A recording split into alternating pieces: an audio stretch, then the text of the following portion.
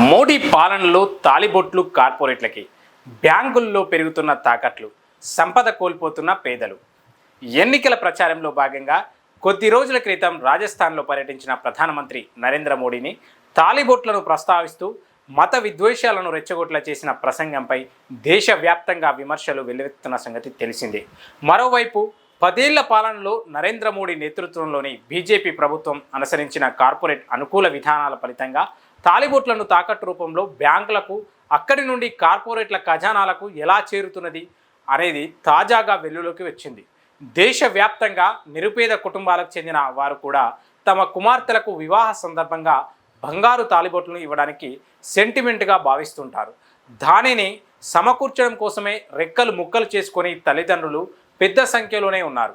మోడీ ప్రభుత్వ విధానాలు ఆ తాలిబొట్లో పాటు ఇళ్లలో ఉండే అరాకొర బంగారాన్ని కూడా బ్యాంకుల్లో తాకట్టు పెట్టి గడపవలసినటువంటి స్థితికి దేశంలోని అత్యధిక మంది నెట్టాయి.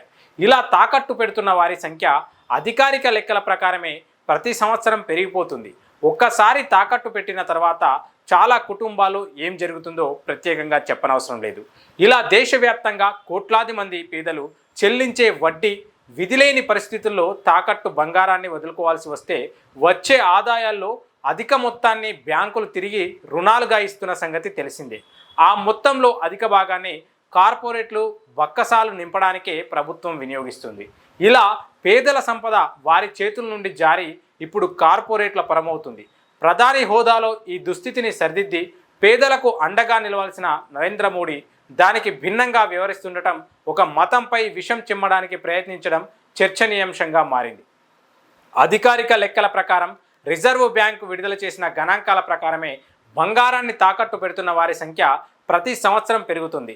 2020 సెప్టెంబర్, 2021 సెప్టెంబర్ మధ్యకాలంలో బంగారు ఆభరణాలపై తీసుకున్న రుణాల సంఖ్య సుమారు 60% పెరిగింది.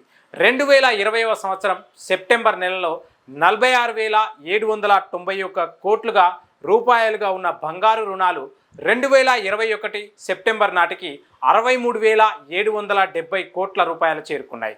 2022 సెప్టెంబర్ నాటికి ఈ మొత్తం 80,617 కోట్ల రూపాయలకు చేరింది. 2023 సంవత్సరానికి దేశవ్యాప్తంగా బంగారు రుణాలు 1,00,000 కోట్ల రూపాయలు దాటి ఉంటాయని అంచనాగా. ఈ గడిచిన 3-4 సంవత్సరాల్లోనే ఇంత పెద్ద మొత్తంలో సాధారణ ప్రజల వద్ద ఉన్న బంగారాన్ని రెక్కలు వచ్చి బ్యాంకుల్లో చేరింది. ఆ తర్వాత అది ఎక్కడకు చేరుతుందో ప్రత్యేకంగా చెప్పనవసరం లేదు.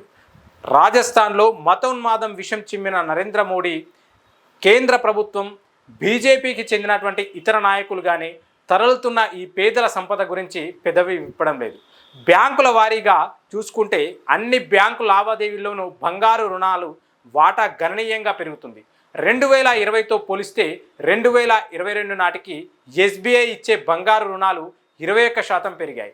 బ్యాంక్ ఆఫ్ బరోడాలో 27.8%, హెచ్డిఎఫ్సిలో 16.3%, యాక్సిస్ బ్యాంకులో 26% బంగారు రుణాల్లో వృద్ధి చోటు చేసుకుంది.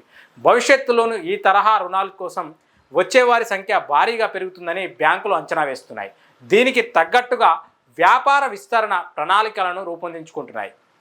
కోవిడ్ తర్వాత, కరోనా మహమ్మారి తర్వాత బంగారాన్ని తాకట్టు పెట్టి తమ కనీస అవసరాలు తీర్చుకుంటున్న వారి సంఖ్య గణనీయంగా పెరుగుతుంది. నిరుద్యోగం పెరగడం, ఉన్న ఉద్యోగాలు పోవడం, నిజ వేతనాలు పెరగకపోవడం, ఈ తగ్గడం, నిత్యావసర వస్తువుల ధరలు పెరగడం ఈ పరిస్థితి కారణమంటున్నారు. వీటితో పాటు పిల్లల చదువులు, ఖర్చులు భారీగా పెరిగాయి. ఏ ఒక్కరికి అనారోగ్యం చేసినా కుటుంబం మొత్తం రోడ్డున పడేలా పెరిగిన వైద్య సేవ ఖర్చులు కూడా ఈ పేదల కష్టార్జితం తరలిపోవడానికి కారణం. 2017, 2018 నుండి 2022, 2023 మధ్యకాలంలో నెలసరి, దినసరి ఆదాయం పొందే వారి వాస్తవ వేతనాలు తగ్గాయని ప్రభుత్వ periodic labour forums survey of PLFS చెబుతోంది. కుటుంబాల రుణభారం పెరగడం, పొదుపు తగ్గిపోవడంపై ఆర్బీఐ సైతం ఆందోళన వ్యక్తం చేసిన సంగతి తెలిసిందే. నోట్ల రద్దు, జీఎస్టీ కూడా. ఈ పెద్ద నోట్ల రద్దు, జీఎస్టీ విధింపు కారణంగా పరిస్థితి మరింత దిగజారింది.